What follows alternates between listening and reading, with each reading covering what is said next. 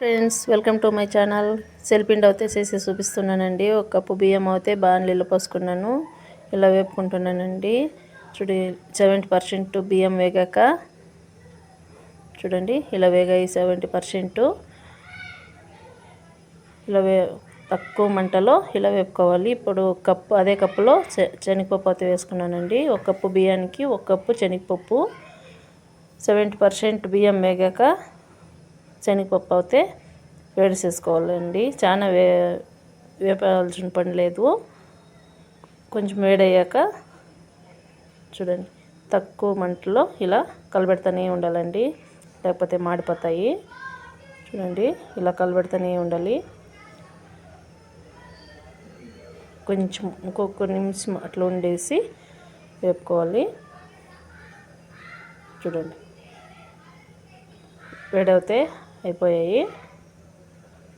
వేడైన తర్వాత ఇదైతే పక్కన పెట్టుకోవాలండి. ఇప్పుడు అదే కప్పులో శనగగింజలు అయితే ఒక కప్పు అండి.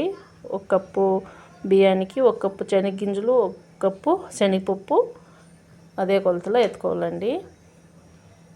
శనగగింజలు ఇలా వేపుకొని ఇవి శనగపప్పు బియ్యంని మిల్లుకి అయితే ఇచ్చి పౌడర్ చేసుకొచ్చానండి. పౌడర్ చేసుకొని వచ్చి పక్కన పెట్టుకున్నాను. చల్లారిన మీటికి మిషన్కి ఇచ్చి పంపించాను. చూడండి ఎంత మిక్సీ పడితే బాగా రాదండి, అందుకే మిషన్కి ఇచ్చి పంపించాను. శనగగింజలు ఇలా వేపుకొని ఒక గింజను రెండుగా చేసి పొట్లంతా ఊడ్చేసి ఒక గింజను రెండుగా చేసి పక్కన పెట్టుకోవాలండి. ఇప్పుడు అదే బాణలిలో నువ్వులు అయితే 2 స్పూన్లు 3 స్పూన్లు వేసానండి. నువ్వులు 3 టేబుల్ స్పూన్లు వేసాను. చిటపట అయినమిటికి చూడండి చిటపట అనాలి. అయిపోయాయండి, వేగాయి. ఇవి పక్కన ఉంచుకోవాలి. చూడండి పిండి చేసి పెట్టుకున్నాను కదండి, దాంతో మిక్సీ పట్టుకున్నాను. శనగగింజలు తరిగా శనగగింజలు అయితే బెల్లగానే ఉండాలండి, జాస్తి నున్నగా చేయకూడదు.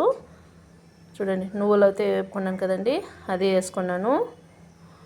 ఇప్పుడు ఎండు కొబ్బరి అయితే వేసుకున్నానండి. ఎండు కొబ్బరి కూడా ఉండింది. ఎండు కొబ్బరి తురుము వేసుకోవచ్చు, మిక్సీ పెట్టానండి నేను, బాగుంటుందని. చూడండి బాండ్లీలో అదే కప్పులో బెల్లం అండి. ఒక కప్పు బియ్యానికి శనగపప్పు ఒక కప్పు, శనగగింజలు ఒక కప్పు, బెల్లం ఒక కప్పు, అరకప్పు వాటర్ పోసుకోవాలి. వాటర్ అయితే అరకప్పు పోసుకున్నానండి.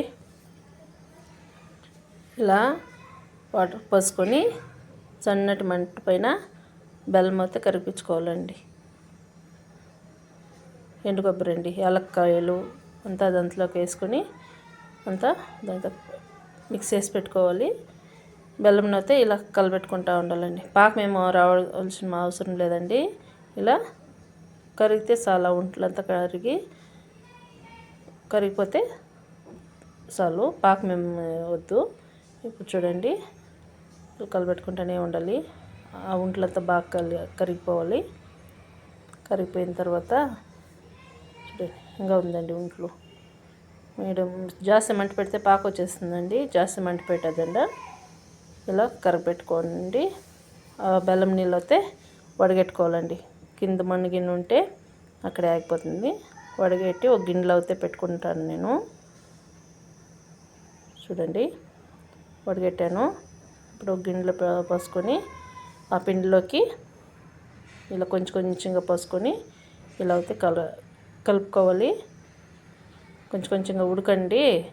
కొంచెంగా స్పూన్లో మిక్స్ చేసుకొని ఫస్ట్లో కొంచెం మిక్స్ చేసుకొని నీళ్ళు పోసుకొని మిక్స్ చేసుకొని తగినంత సరిపోతుందండి. ఆ వాటర్కి పిండికి కొలతల్లో కరెక్ట్గా సరిపోతుంది. ఎక్స్ట్రా వేయద్దు, ఏమేయద్దు.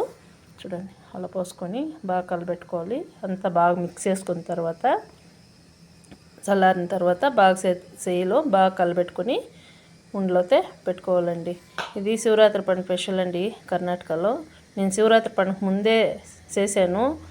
వీడియో ఎడిట్ చేసి అప్లోడ్ చేసేదానికి టైం లేకుండా ఇప్పుడు అయితే చేసి వదులుతా ఉన్నానండి, ఏమనుకోకండి. మీరు ఒకసారి ట్రై చేయండి. ఈ చెలిపిండి అయితే బాగుంటుందండి, టేస్టీగా ఉంటుంది. మా మనవరాలకి మా కూతురికి చాలా చాలా ఇష్టం ఇదంటే. మీరు కింద ట్రై చేసి ఎలా ఉన్నది అనేది కామెంట్లో తెలియచేయండి. చూడండి బాగా మిక్స్ చేసుకోవాలి, వేడివేడిగా ఉందండి. ఇలా మిక్స్ చేసుకొని ఉండలు పట్టుకొని ఇలా అయితే పక్క పెట్టుకున్నానండి. అంతే అండి, చెలిపిండి అయితే రెడీ అయిపోయింది. చూడండి ఉడకండి, అందుకే నిదానంగా పడుతూ ఉన్నాను. ఒక్కొక్క ఆరినమిటికి చల్లారినమిటికే పట్టుకోండి, ఏమయ్యదు. అంతే అండి, చెలిపిండి అయితే రెడీ అయిపోయింది. ఒక్కొక్క ఉంటే పెట్టుకొని ఏం కష్టమేం లేదండి, ఈజీగా అయిపోతుంది. అంతే అండి, రెడీ అయిపోయింది. మన ఛానల్ కనుక నచ్చినట్లయితే షేర్ చేయండి, లైక్ చేయండి, సబ్స్క్రైబ్ చేసుకోండి, నా ఛానల్ని సపోర్ట్ చేయండి. నా చెలిపిండి ఎలా ఉన్నది అనేది కామెంట్లో తెలియచేయండి. అంతే అండి, టేస్టీ టేస్టీ చెలిపిండి రెడీ. చూడండి, చూడడానికి ఎంత బాగుంది. టేస్ట్ను అలాగే ఉంటుందండి.